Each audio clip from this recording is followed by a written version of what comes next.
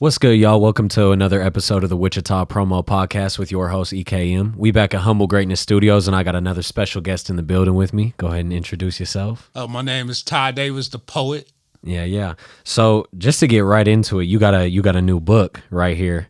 I want to talk about that a little bit. Go ahead and what's the title of it? The title of it is We Are M.A.D.E. M.A.D.E. is an acronym for motivation, action, direction, and experience. The full title is We Are Made from the Past for Our Future. Okay, I love that. So what was the process like writing this book? What was the inspiration? What made you write this? The inspiration came really from my first book. My first book is The Change Within Me. It's a book of poetry. A lot of people have published a lot of people have bought it, shown support, but they said, what is the behind the scenes story? Because it's like 100 poems. So We Are M.A.D.E. is more of a detailed account of what I went through in prison, battling, trying to overcome drugs, living in the streets, gang banging, and just really want to provide encouragement and support to say we all make mistakes, but we should never let our mistakes make us. Absolutely. Okay. So what inspired you to start writing in the first place? Like, how did you start writing? Was it poetry first? Was it books? Like, how did this all begin? Okay, we go way back a little bit, just short, quick. In fourth grade, I actually won a contest, a writing story. I wrote about a runaway Thanksgiving turkey that didn't want to be dinner, so he ran all across the United States. Okay. Well, I didn't continue writing until I got locked up, because anybody been in prison know it's very boring. Sometimes most of the time it's nothing to do. Whatever you got to do, you got to make your way. You got to pass your time. So I began to just write, I started off with poetry because an idea would come on my mind, and I was just like, jot down, and it comes so quick that I said, okay, let me get this. And next thing I knew, I had a collection of poetry. And then I said, you know what, if I could write poetry, let me see if I could write a novel. Oh, yeah. And it was just to really pass my time while I was in prison. Okay. What made you, when you got out, was it just like you had enough poems built up that you were like, okay, I got to release some of these? Or like, what made you kind of put them together in this first book here? Because my second time my first time I wrote a book of poetry, and I gave it away when I left. And I said, if I come back again, I'm going to take this serious. Oh, okay. Well, about a year later, guess what? I found myself back in prison. Yeah. So I remember if we don't keep it real with anybody else, we got to keep it real with ourselves. So since I made that vow to take it serious, if I went in, it was just a matter of time. And, I didn't just want to waste my time. I wanted my time to pay me in the end. So, yeah. Yeah. Okay. I guess, well, first of all, if you were writing poetry, you ever thought about like making music or anything like that? Because that's something that immediately popped into my head. Okay. I have thought about it, but you know what? I got a lot of homeboys that rap, and I even try rapping, and I got to give y'all rappers, y'all props, y'all do it, y'all ride the beat. I don't know what it is, but I can't catch the beat for some reason. Maybe I need one of y'all rappers we need to collaborate or something. Yeah, I feel you. Okay. So you talked about really like the first piece of writing was early on in school. Were you like a good kid in school? Did you enjoy school? Like you had good grades, stuff like that? Yeah, I really did. I used to have all A's and 1B. Yeah, okay. And then I would get like 1B, I'd be disappointed. I'd be like, man, I gotta get all A's. But in 7th grade, Tupac became my idol. Yeah. I was told that I was told that black people didn't get good grades. So I wanted to fit in, and this is another reason I wrote this book, because when we born to stand out, we'll never fit in. Yeah. A lot of times we're trying to dim our lights and try to fit in. We're distracted, be it by the phone, be it by not disciplined to take the time out to focus on our gifts. But 7th grade, I started thugging, and man, it just went crazy. And if you want to hear more, you gotta buy the book. Okay, yeah. Was there like I don't know, was there like a person that I guess inspired you to start writing this? Was it just that remembering back that like you used to write in school, things like that? When you were locked up, like what made you go to that? Because I know a lot of people, you know what I mean, there's all different things people do. People work out, people write raps, people write poetry. Like, what Okay. made you go like, okay, this is what I'm gonna do right here? Well, I did a little bit of it all. Yeah. I worked out, I gambled, and I wrote. I got high. Yeah. You know, but I had a homeboy named Bibba, man. He was from the other side. But, man, he always encouraged me to write, man. And he spoke life to me, even though he's from the other side. Man, he was one of my biggest encouragers, one of my biggest supporters. I even got a shout-out for him in my book because, Okay. man, he encouraged me a lot. And when I was at Wagon Hut, which is in Lawton, I had a celly. I have a book, Ghetto Celebrity, that hasn't been published yet. Every night he'll be like, "Hey, what they got going on? What you write today?" So it was kind of like, okay, I got to keep writing. Yeah. So I would say add this, that we all need somebody in our lives to push us, encourage us to pursue our dreams. Absolutely. Yeah. Yeah. Okay. What made you? So the first time I ever saw you, actually, I remembered when he told me I was interviewing you. I saw you at a Simply Sangria at one of these poetry things. Okay. What made you tap in with them? How did you find out about the local poetry scene? Okay, I love that, you know. So you never know who's seeing you, you know. Yeah. I was at an author event and somebody told me I need to connect with Ponder This, Walter Gurdon, shout out to him. And I reached out to him and he was like, "Hey, I got this going on." Man, it's just Wichita is so connected. I actually got to give a shout out to Scott Victor. Yeah, I had reached out to him and he invited me. So as the poet, anybody in poetry know we're really all connected. And that's one reason that I think me and Eric pursue and push Wichita to connect and combine our gifts and talents, because there's a lot of talent here in Wichita. Right. Right. Absolutely. Yeah, I've even thought about going back to music. I'm trying to work on with the Wichita promo page right now. I'm putting together like a hip hop album where I want to have like over 50 Wichita artists involved on it. Just a huge Wichita tape that just kind of showcases the talent. One of the things I thought about doing because of going to those Simply Poetry events, I was thinking about I would love to have some songs where like maybe the beat fades in the end, and instead of like a skit on an album, I have like a poet talk for like a few minutes and just say something. You know what I mean? I would love to include some poets in it. I think that'd be really cool. That's an awesome idea. Yeah, that's definitely something I'm trying to pull off. But yeah, so is there, first of all, is there any like, I guess we'll start with your first book. Is there any favorite like a specific like favorite poem, favorite like moment in the book, anything like that stands out to you? Anybody know me? I had to say my favorite one is my letter to Christ. Okay. Because it starts off, you know, just giving them thanks, because I remember when I was locked up, I felt depressed. I didn't want to live. I was so weighed down with discouragement and being lied to. You know, people say they're going to do this and do that. And write a letter, you know, you be willing to die for somebody, but then you get locked up, they won't even write you a letter. So, but then Christ comes in and he just gives you this love that he doesn't ask you to earn it. He just gives it to you. And because of that love, you begin to love yourself. You begin to love others. You begin to just be bold and just look at life different. The situations you go through, you no longer go through, but you grow through. And, you know, probably my letter to Christ, which is page 44 in The Change Within Me. Okay, yeah. First of all, also, I want to say, where can we find these so I can clip that, make sure everybody knows where to get these books as well?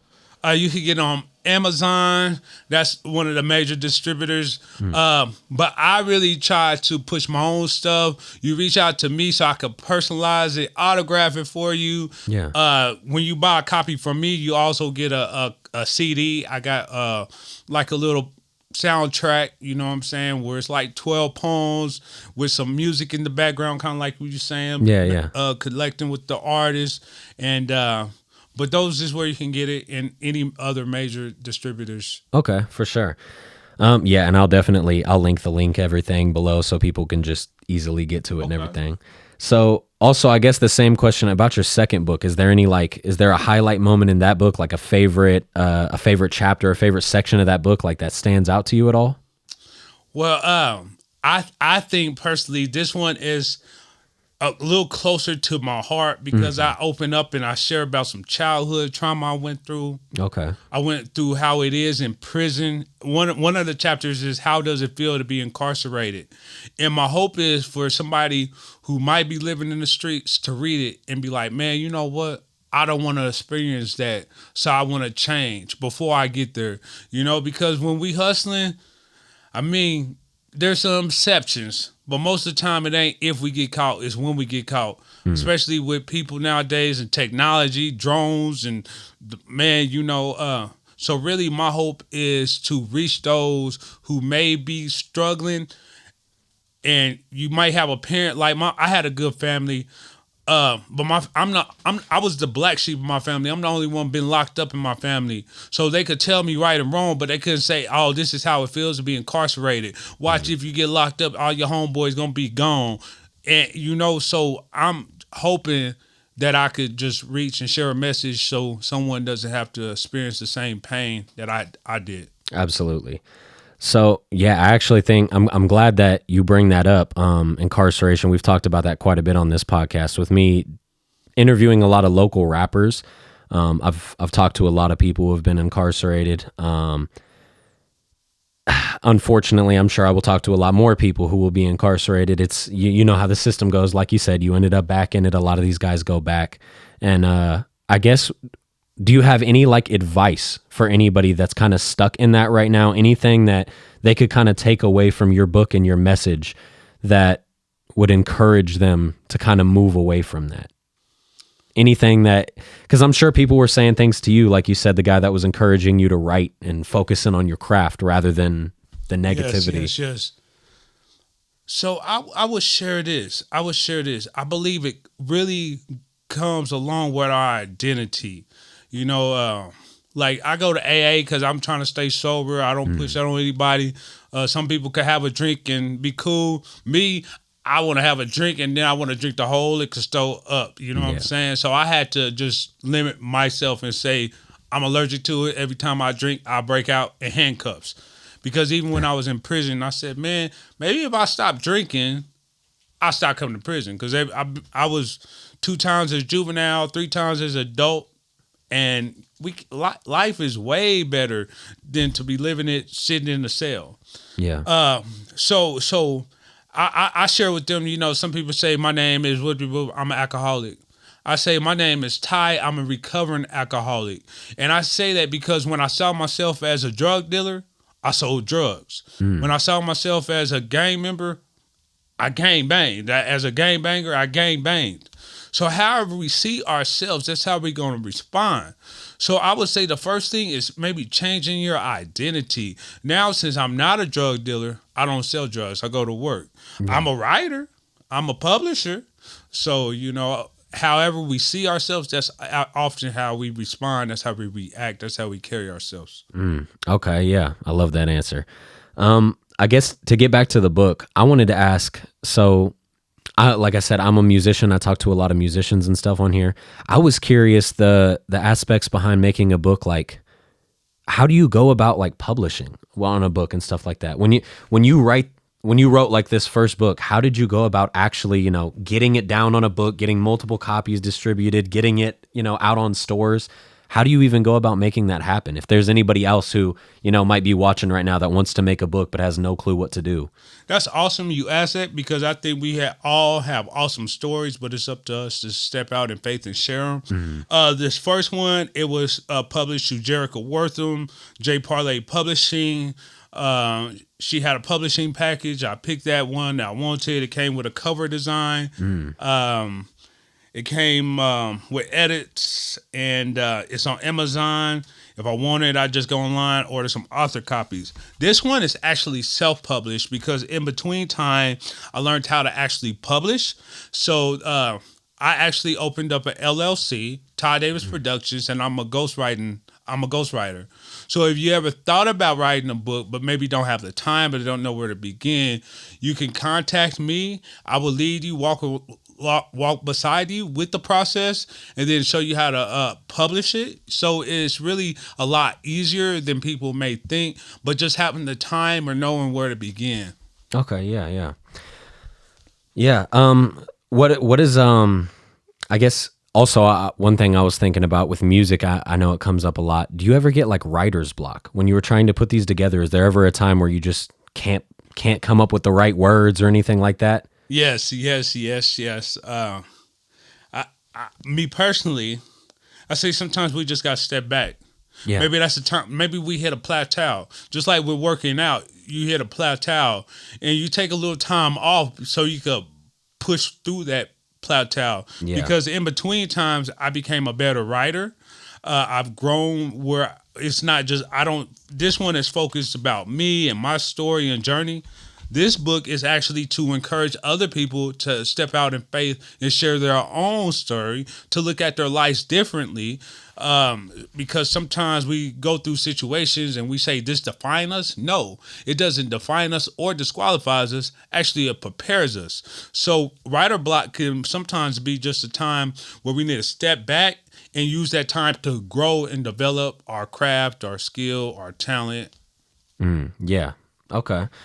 One thing I wanted to bring up as well, I was looking at this cover before I came in here. I was looking on my phone. I really like this cover of this second book. I hadn't seen this one. This is cool too. What is like the meaning behind this cover for you? Because if you show the people, there's the steps and you've got greed and all these things going up the steps with fire. What does this like cover represent to you? Can you see it? Can you see it? So what it means, like, I'm just gonna name a couple of them that most of us all battle somewhat, sometime in our lives: lust, pride, addiction, greed, and that's why the money and an addiction with the pills and the bottle. Because sometimes we just got struggles. Your struggle may not be my struggle may not be yours, but we all got some struggles that we can use to define us or refine us. And the fire is the refining, because you go through these things and you're like, you know what? I'm going to a different level, so I got to change this. Instead of hanging out with my homeboys and gang banging and getting locked up, I gotta hang up my flag, which I did in prison, which I still got a lot of respect for my homeboys in the streets because what I did. But that fire refines us, just like gold. To get the impurities out of gold, it goes through that fire. Yeah.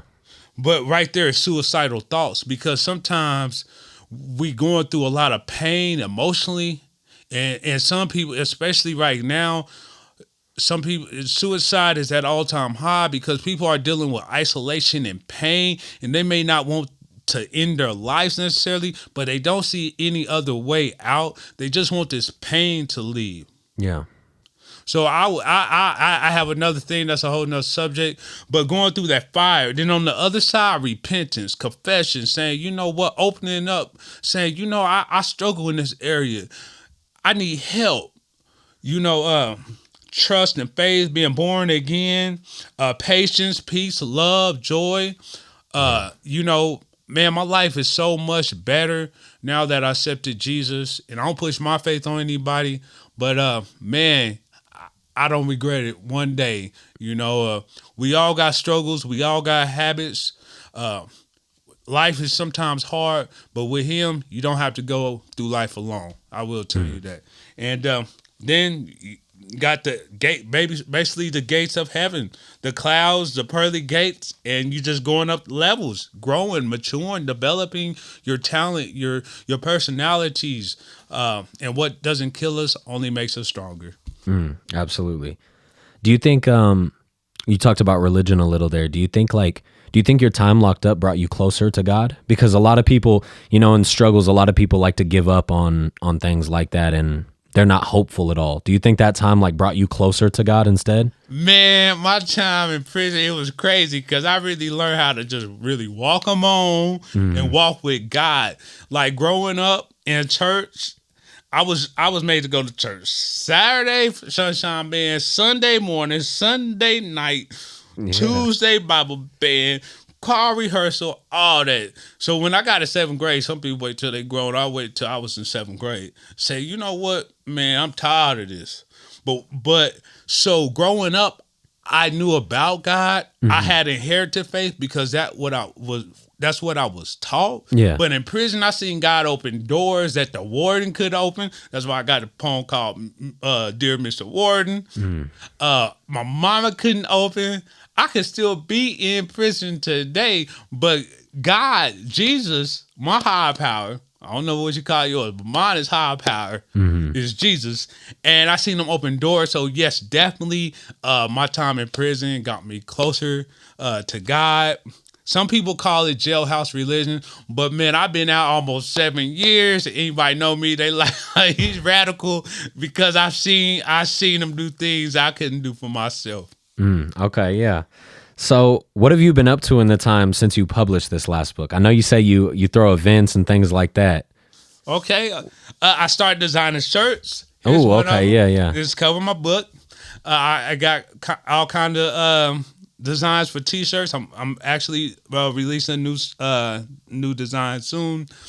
I've been just trying to be in the community and bring, I say, unity in the community.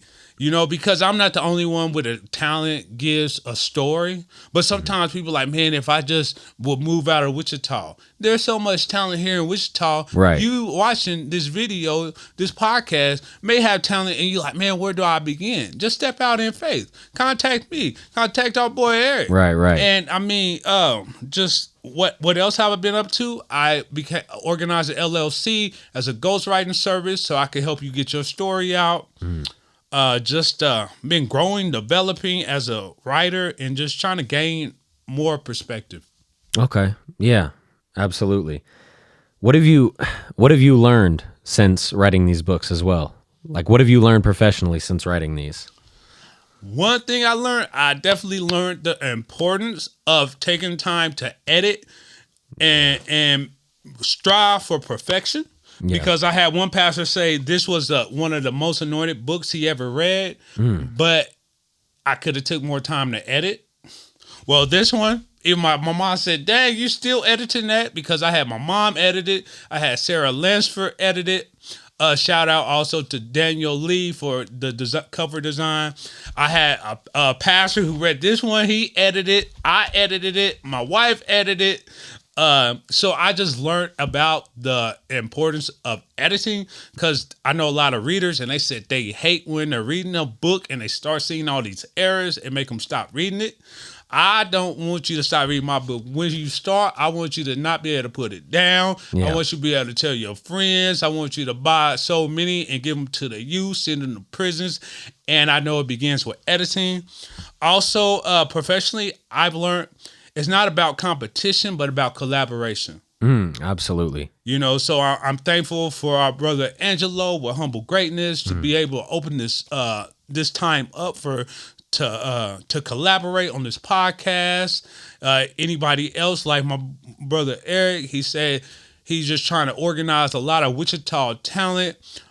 Bring a page where he could tag people and we could all know about each other, support each other. Yeah, we don't have to be like crabs and pulling each other down. We could lift each other up and go so much higher. Right, for sure. Yeah. Yeah. What are you said? You kind of already said. I want to say what's the differences between your books, but basically, so this first one is all poems, and the second one's kind of like more of like the backstory behind them. Yes. Okay. Yes. And I had somebody, he runs a sober living house in Cali.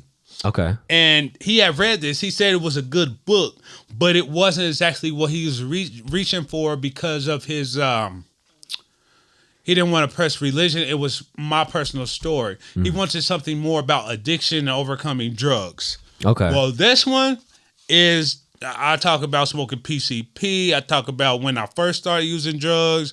I started talking about getting caught up with the drugs, how I overcame using drugs. So it's more personal. It's more like, because if you don't read this, you're going to write if you don't believe in Jesus, there's going to be a few poems that you're going to be like, man, that ain't for me. But this one, everybody, from mama to dad to boy, girl, whether you dealt with addiction, you know somebody incarcerated. Yeah. Incarceration is I would say a pandemic almost because it affected a lot of people, a lot of family breaking homes up. So I think this is more relatable than the first one. Okay, I feel that. Yeah, I unfortunately, especially in a city like Wichita, you're not going to find anybody that doesn't know somebody incarcerated right now. Yeah, absolutely. Speaking on that, what do you think are some things that we could do as a city to kind of like, I guess not help reduce incarceration, but just come together and like the amount of gun violence, for example, in this city is insane. Like me and Humble talk about it pretty regularly. The amount of these like shows that get shot up and stuff like that. What do you think is something that we could kind of do as a city to help come together as a community and stay away from that negativity? I think one thing, and some people may not like this, I think we have to be careful what we see and what we hear. You know, I'm not going to be talking about shooting up places and gangbanging because I know the end result is prison Yeah. or the grave, which is worse. Yeah. When we're listening, when we're putting this out, we're speaking death. I think it begins with speaking life. I think it begins with supporting each other. Yeah. I think it also begins with educating ourselves, having these discussions, having these podcasts. And also, just recently, I was voted to be part of a board called Bridges ICT. We're combating poverty. We're trying to bridge that gap between the underprivileged and the people that have it, because sometimes there's this big gulf. And when we can come together, we'll see more chances of education. So maybe we don't have to rely on the president to pass a bill to cancel college debt. Maybe people that got millions and billions can offer scholarships. Right. So people who maybe underprivileged can have an opportunity. You be like, you know what? I can go take this class. I could get out making $30 an hour with this skill. You know what? I'm done with this foolishness, taking penitentiary chances. You know, I'm going to better myself and better my family. So when we build ourselves up, especially as men, we build up our families, then we build up our communities, then our cities and states, and then who knows? Yeah. Yeah, definitely. What is the scene like in Wichita with authors? Like I'm not going to lie. I'm not a big reader. I need to. I'm definitely going to buy these books here now that I'm talking to you. I want to read both of them, but I'm not a big reader, so I don't know about like very many authors in the city. Is there often like events where you guys get together and stuff like that here in the city? Well, here recently, I didn't see them, but recently I've been determined to organize it and bring people together. Yeah. Earlier this year, there was 3 events I was able to put together, and not just authors, but also local business authors. Because business owners. I said business authors, but business owners, because there's so much talent from authors to business owners. There are a lot more talented authors than people think in Wichita. But as authors, we do have to kind of diversify ourselves and put ourselves out there. So people who may not be so quick to read, they'll maybe buy a book to give to their children. Because I think we agree that it's important that our children read. Absolutely. And the content of what they read, because there's so much stuff being put out there to poison our kids that we have to be more intentional about putting books in front of them instead of, and maybe limit that screen time, that time spent on the game, but, to spend that time to educate themselves. I know John Maxwell, he said, you know what, growing up, my parents did not pay me to clean up because they said I entered this world owing 9 months a house and board. But they will pay me allowance to read my books. So that could be parents giving encouragement to your children to read. Yeah. In schools, I remember growing up, they used to give those personal pan pieces. Yeah. In my dating myself, every book you read, you got a personal pan pizza. Who don't like pizza? But just making reading fun. Yeah, absolutely. I think reading benefits everybody. I know famous rappers that talk about books that they like because you get content off of it. I come up with something to talk about in a song, come up with new vocabulary, stuff like that. Always got to be pushing yourself to educate yourself every day. Absolutely. What What are you how's like how's a way that you kind of promote yourself? Because you talked about these local authors need to get out there and everything. I don't even I've never written anything, so I don't know what the process is like, but I would have no if I wrote a book right now, I would have no idea how to get people to pay attention to it at all. What are some like ways that people can kind of push themselves to get it out there? That is big. That's a good question. I'm still trying to figure out some of that myself. Right. In the world we living in, social media is big, but we got to put it out there because some people got short attention spans. Yeah. That's another reason we have to collaborate because some people go to school and they specialize in marketing. And one thing, I was reading this book, I think Rich Dad Poor Dad by Robert Kiyosaki. He said, it's not New York best writing, it's New York best selling. It's New York best-selling author. So we, as an author and even business owner, we have to be creative to get our way selves out there.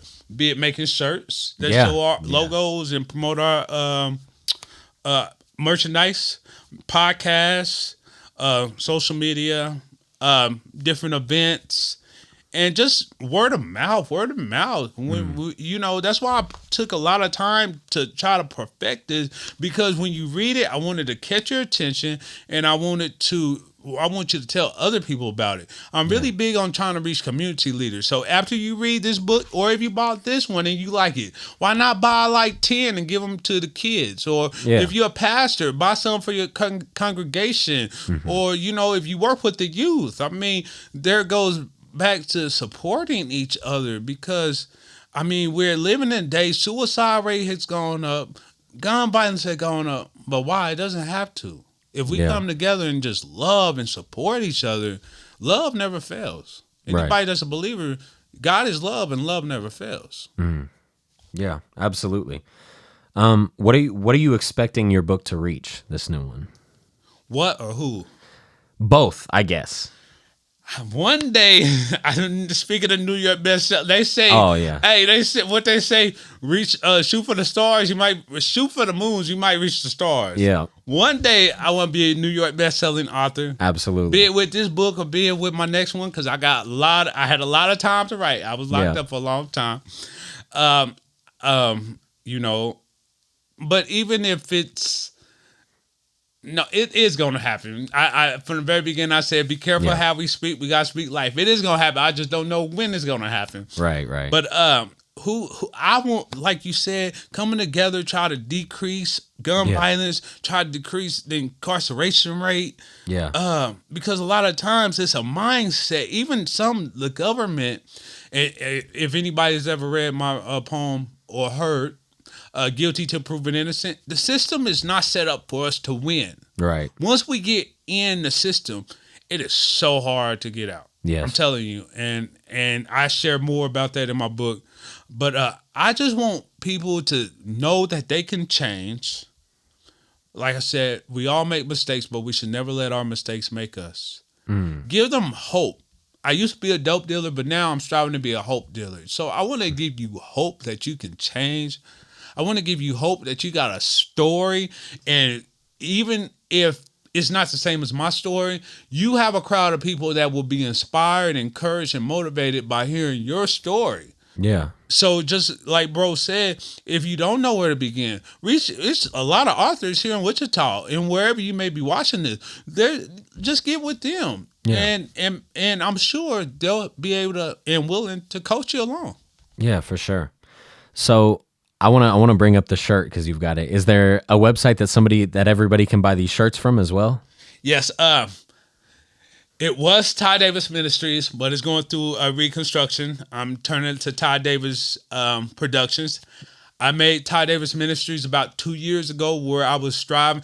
It's so funny because some people say, are you running a business or a ministry? Because there's some times where I just be a blessing. I have a heart to give. I give to the community. I believe that's important. Ty Davis Ministries, but I'm changing it so it's under reconstruction. It's going to be Ty Davis Productions. But if my number is 316-303-5208. So if you want a shirt or a book, you can contact me personally. I could give you a deal. I love giving deals. Like right now, both of these books, 15, but if you buy them both, you get both of them for 25, so you're saving $5. If you pre-order this book right now, instead of for $15.99, you're getting $11.99, which is 20% off. So I'm big on giving deals, but Amazon, you ain't gonna get no deal. Yeah, I feel you. So, first of all, too, I know a lot of people nowadays. We talked about how big social media is. Everything revolves around the phone nowadays. It seems like. Have you ever thought about, and are these books? Have you ever thought about getting them on like Audible and those types of things where it's like read to you as like a podcast? This one, I want to say this one is on Amazon.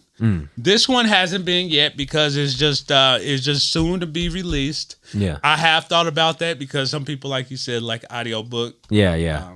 It's so much easier when you driving and you can just push play and Right. Yeah, I think it makes it even better too with like, I know a lot of like famous authors will hire someone to like read it. It makes it even better when it's the author. Like I would prefer if you did it, at least in my opinion, if it's your voice. You know what I mean? It just makes it more like more authentic, and you feel it a little bit more when you're talking about your personal life. And I hear it from your voice. It's like, oh, okay, that's sir. real. You really like feel it more. Thank you. Yeah, for sure. So yeah, I would love to hear something like that if that's something that happens. And that's one thing I did put some CDs like that it got 12 different poems and it's on a CD with the music. I'm going to do the same with this. This one has I think like 10 different poems. So and I'm just going to name a couple of the titles of the poems. Cold Situation. Trapped Until I Die. That's a short one. I might read that before we end this. 23 Hours. Anybody been in prison or even county jail know about them 23-hour lockdowns, sometimes 24, but they got to let you out take a shower. Two-Way Street. That's talk about the importance of respect. Respect is a two-way street. The Concrete Jungle. Two-time loser. You know, I'm a three-time loser now, but I'm hoping to get my record expunged now. 2920. That's an 8-year sentence. And 8 years sentence multiplied by 365 is 2920. Trapped Until I Die 2. Guilty Until Proven Innocent. Mr. Warden. The Change Within Me. My Divine Purpose. This book. And then after the poems, it goes and breaks down what M.A.D.E stands for. Okay. I like those titles. How do you come up with like the titles for these poems? Is it typically something like you said in the poem? Is it just like a metaphor or something you come up with that like represents it? How do you come up with those? That's a good question. Sometimes it's repeated throughout the poem. Okay. But sometimes it's just a spur of a moment like Two-Way Street. Sometimes when you're in prison or in county jail, the guards is like acting like treating you like you less than human. You're like an animal. Yeah. And you like, man, you ain't respecting me. And then saying like respect is a two-way street. So that's where that came in at. I remember one time I was in Holdenville Yard and like I almost put it up, but they would have said I was inciting a riot. So I just try to stay calm. But sometimes probably the experience spurs like, man, yeah, you know, Trapped Until I Die. That was about a bird. I was in Lawton Hut. It was a bird that was flying around. So I wanted to see if I could make a poem from the bird's perspective. Oh, wow. Okay, yeah. My Divine Purpose is from a butterfly's perspective because, you know, the butterfly starts out as a caterpillar. And it has to go through the stages of metamorphosis, and it becomes a butterfly. I feel like sometimes in life, we start off with all this potential. We start at the bottom of the stairs, but we have to climb up the stairs. We have to go through the process. We have to put ourselves in position to release the talent, the potential that's inside of us, so we become all that we was created to be. Yeah, okay. We talked about writer's block a little bit. One thing I was thinking about is you've got so many poems right here, a book like this takes so much writing. And I have a lot of like rappers that I'll have rappers come in here and say things to me about like, oh, I can't record when I'm sober. I can't write when I'm sober and stuff like that.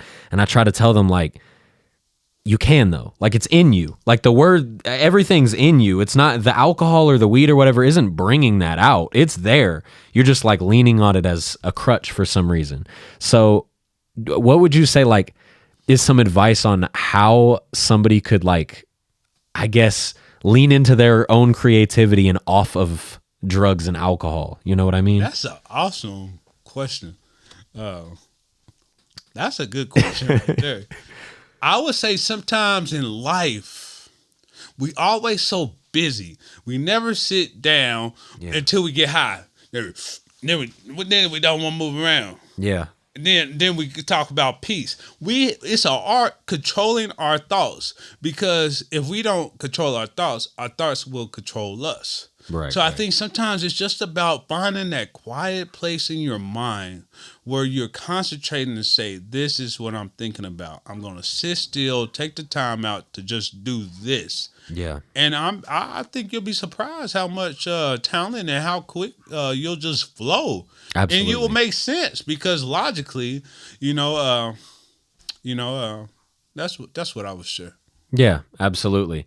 I think one thing I've never been addicted to like any drug or anything like that. I smoke weed myself on occasion. I don't drink. I don't really do anything. So I don't have a lot of experience with that.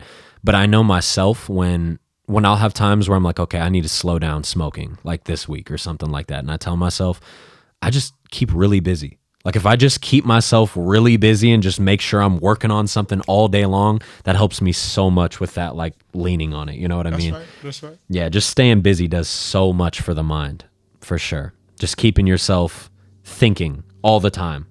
What they say, idle mind is the devil's playground. Yeah, absolutely. Yeah, perfect. So I guess what has to happen? We talked about you would love to be a New York Times bestseller, of course. What has to happen for you to consider this like a successful book, though? That's a good look. You're a professional at this, huh? Now you got me thinking. Usually I could just flow. What has to happen? I almost want to say to be decided. Yeah. I just want to. I mean, it took a lot of. I would say this. I would say this part right here. I'm gonna back up a little bit. When the first edition of this book was about to be released, it was I was somebody. Okay, I asked for an editor, and somebody pointed to me to Sarah Lunsford. And she doesn't believe the same thing I believe. That's another thing I learned professionally. You don't have to believe the same thing that I believe for me to be able, hopefully I don't have to believe the same thing as you for you to work with me. Because, I mean, it's all good. She doesn't believe the same thing as me. So she gave me an outside perspective. And she said this book is coming off as preachy. And that's a message to the Christians. Sometimes we need to tone it down a little bit, be more tactful, let our actions speak louder than our words. But me and her working together, I think it really helped both of us grow. It helped her see my perspective, and she encouraged me to share more of my story. So you, as the reader, when you read it, you could say, you know what, he went through this and he went through that, and now you could feel connected to me instead of just connected to the message. You're connected to me as a person. So now you more willing to listen to what I have to say, because it's a saying that says people don't care how much we know till they know how much we care. Yeah. Okay. I don't know if that necessarily answers your question about what has to. I just wanted to be successful and just touch lives. And yeah, for sure. Okay. One thing throughout this podcast, obviously, to write poems and everything like that, it takes a certain type of creativity, a certain type of, like a specific type of intelligence and creativity. You are a really good speaker. Do you ever do like motivational speeches and stuff like that? Yes, sir. Okay, yeah. Hey, and this is a shout out to the parents, and a reminder of how important it is to speak life to your kids. Because I remember in 2014, my dad told me you should be a motivational speaker. That was the last thing on my mind. I didn't like speaking in front of people. Yeah. I don't even know if I would have been willing to just get on this podcast because I was more comfortable writing than speaking. But he said you could be a great motivational speaker. And now here it is 10 years later, and I'm striving to actually be a motivational speaker. And so that's a message to the parents to speak life to your kid. Don't be like, oh, you so bad and all whoopty whoop whoop. Say, you may be trouble. Is what's going on? Because there's something. Just like when a lot of times when we're drinking, when I was drinking, I was trying to mask my pain. I was trying to take the edge off so I didn't snap. So really, instead of drinking, that was a symptom. What was going on inside of me? Just like the engine light on your car. That's not a problem. That's indicating that there's a problem. Yeah. So sometimes instead of speaking death and all these things, we just got to speak life and point our kids in the right direction. So just me being a speaker, I give shout out to my dad, Bill Davis. Okay, yeah. I guess so. Really, the last question that I've got is, like I said, I'm not too much of a reader, and nowadays, this generation, it's probably hard to get a lot of these people to read. So I guess, is there any books? It could be by famous people, local, anything at all. Any books that you would recommend to people? Any like favorite authors you have? Anything like that for people to check out? Anything you've learned from? Anything at all? One book I just read because I'm trying to become a better listener, better communicator. I was at the Global Leader Summit, which was awesome. If you've never been, I would suggest that to you. You're going to learn so much.